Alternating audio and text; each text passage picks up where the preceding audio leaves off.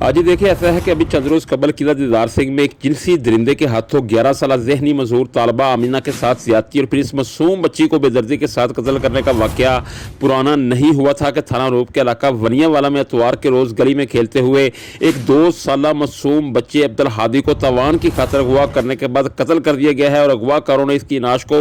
बोरी में बंद करके इसके मकान के अकब में फेंक दी थी। मकतूल अब्दुल हादी के वालिद सरफराज के मुताबिक इनको बजरिया मैसेज अब्दुल हादी की बादशाबी के लिए 90 लाख रुपए तवान अदा करने का कहा गया था। मामला पुलिस के नोटिस में आने के बाद वर्षा के शक पर पुलिस ने 3 अफराद को हिरासत में लेकर 2 दिन इस ज़िम्मन में तफ्तीश की, ताहम कोई डेवलपमेंट सामने ना आ सकी थी। तो आज पुलिस ने इस अहम तरीन और अफसोसनाक वाक़े का ड्रॉप सीन कर दिया है, जिसमें अब्दुल हादी को अगवा करके कत्ल करने वाली सफाक मुलजमा, जिसका नाम रामीन बताया जा रहा है, को गिरफ्तार करके इससे तफ्तीश की तो मुलजमा रामीन ने इस भयानक जुर्म का इतराफ़ कर लिया है। पुलिस की गिरफ्तारी से बचने के लिए मुलजमा ने बच्चे को गला दबाकर हलाक कर दिया था। पुलिस के मुताबिक मुलजमा कराची की रहायशी और 3 साल कबल इसकी जहां गुजरांवाला में शादी हुई थी। इस दिलखराश वाक़या में कत्ल होने वाले बच्चे अब्दुल हादी को सैकड़ों सगवारान की मौजूदगी में सुपुर्द खाक कर दिया गया है। दूसरी जानब इस कर्बनाक वाक़या पर शहर की मुमताज़ अवामी समाजी सियासी शख्सियात तीकुर रहमान शेख, चौधरी शाहद अदनान पुरोया, बाबर इकराम खोखर, मोहम्मद उस्मान नागी, खतीबुर रहमान मुगल, चौधरी शाहद जग ने इंतहाई दुख,